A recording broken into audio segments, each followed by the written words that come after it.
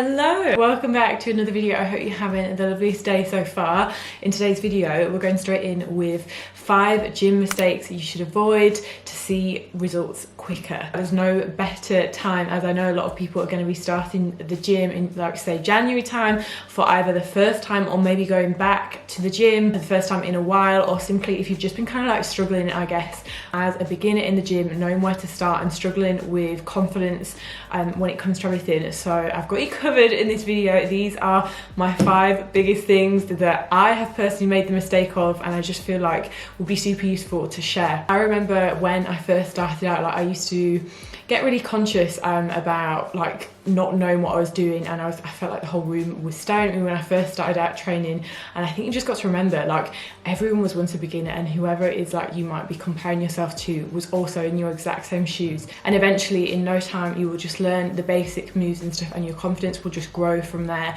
I think the main thing is just don't like give up too soon. Starting with number 1 biggest gym mistake I made was not warming up or doing any form of like muscle activation. This isn't just for beginners, also for people, say if you're like short on time or you're wanting to get a really quick session in, an efficient session. If you're just wanting to get in and out of the gym, you're, you know, on a short schedule, you've got work to get to or whatever, like, it is so tempting just to be like, right, we'll dive straight in, when in actual fact, like, your body's not warmed up, your muscles aren't engaged, and you're not going to have an efficient workout. You're really risking yourself getting injured, which would prolong like your training in the future on a whole. So it's so important, like, just to get your heart rate up and pumping before you even think about jumping straight into your reps and sets. So for your warm-up, you just want to make sure you're including some dynamic stretches to get your joints, your muscles, your tissues primed for your workout. That will get your blood pumping and you will get warm as well. Like, I think that's the most important thing in winter. Like, just think of like how cars, like, if you leave them just sat there for years, it's going to be sort of rusty to start. Like, your body is just exactly the same. Like, if you've just got out of bed in the morning and you've been sleeping stationary all night or whatever, like, you can't expect your body just to perform at its highest. Like, you want to make sure it is warm and running. So number 2 is sticking to cardio in order to grow your glutes and muscle on a whole. That is not going to happen. Like, muscle does not grow by doing cardio. You need some form of weight resistance training in there to grow any form of muscle. This is something I did for like a long time. Like, I'm not talking like a month, like, I did this for a long time. I was basically on the Stairmaster doing some like donkey kicks of some kind, thinking that that was going to grow my glutes. It's the biggest waste of time. Please do not do that. I mean, it's a good like activation, but not going to get me any form of glute gains whatsoever. So I have done a whole video on just my whole fitness journey over on my YouTube channel. I'll make sure that is linked.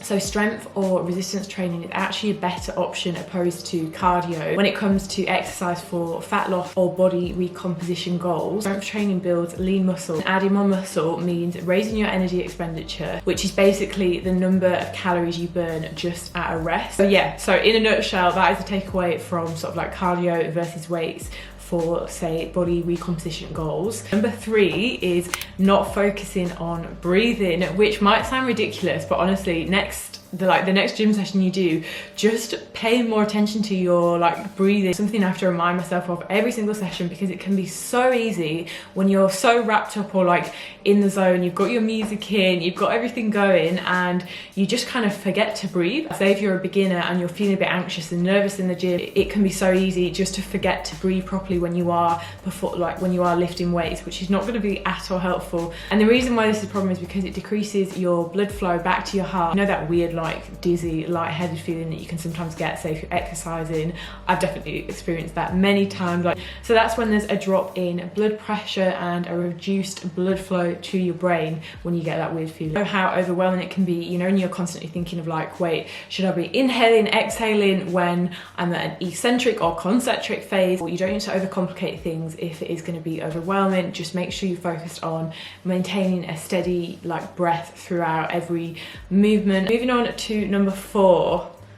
Hands are a bit of why are my hands like a bit of a yellow colour? Number 4 is not tracking anything. Like, what gets measured gets managed, and I try to apply that to as much as like my whole life, to be honest, as I can. Don't get me wrong, like, I've dipped in and out, like the amount of time and things like that where I haven't tracked anything, but I would really say you have much more efficient workouts, actual proper results. I think most people have like had this happen, but say if you've maybe lost weight, gained weight, and you don't actually know how it happened or whatever, which can be so tricky. I did that when I was younger. I remember losing a load of weight and my friends were like, what have you been doing? And I didn't really know because I wasn't focused on it, which is absolutely fine. Super helpful just to have a slight sort of understanding of like why you have lost weight or gained muscle. I try and make sure I'm sort of accountable. I got the like sort of best results I've achieved from trying to cut was simply just by knowing my macro distribution and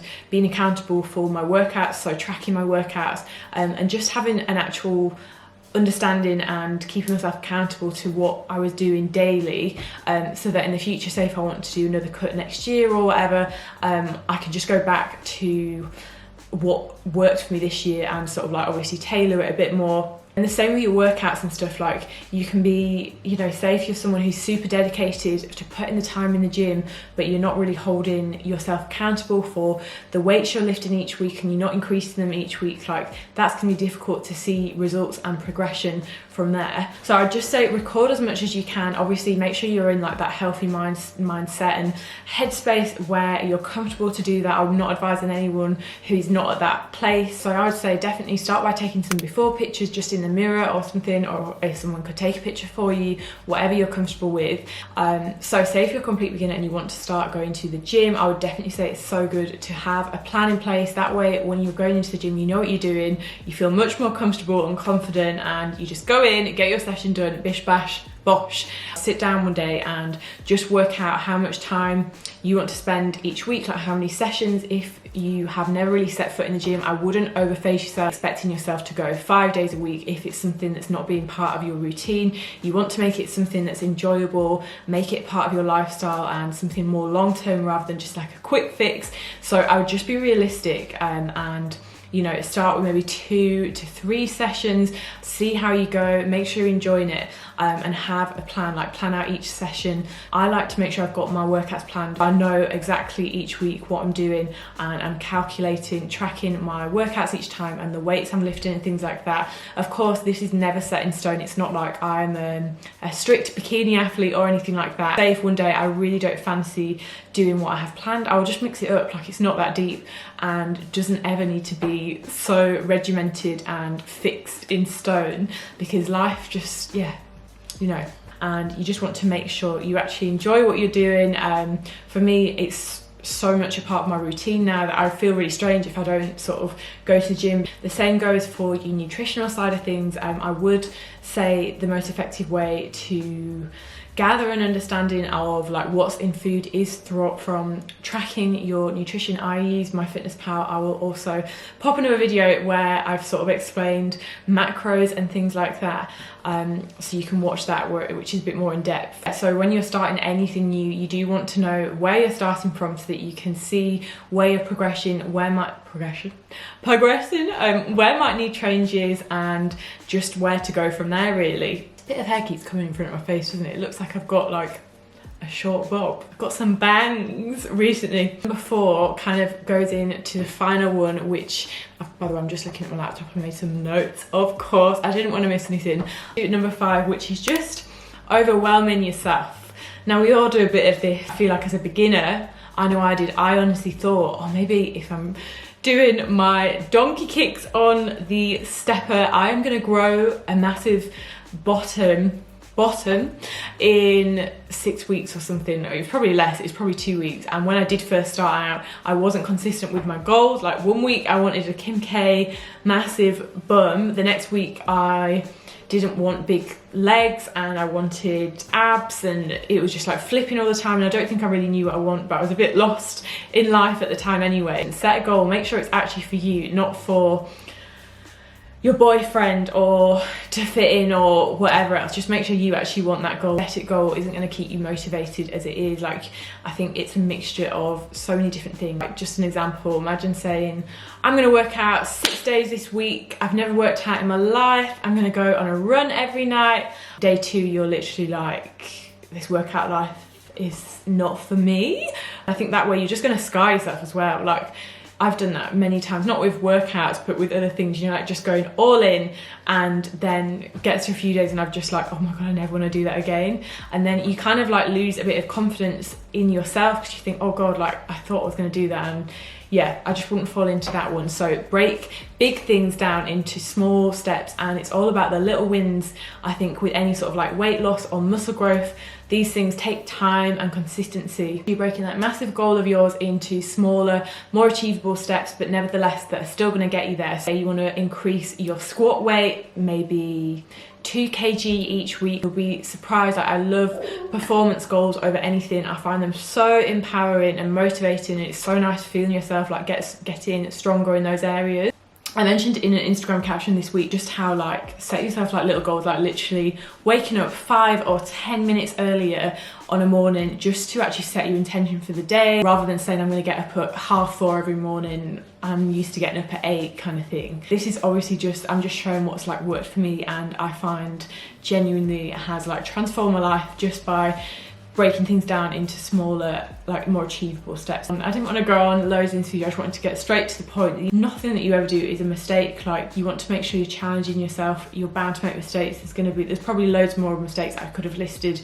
These are just a few that I feel like would be so useful if you are starting out. I really hope you enjoyed it. I'd love you to stick around by subscribing and making sure you've liked this video. Any of the more like informative videos you would like to see as well, just pop them in the comments and I'll make sure I get them filmed.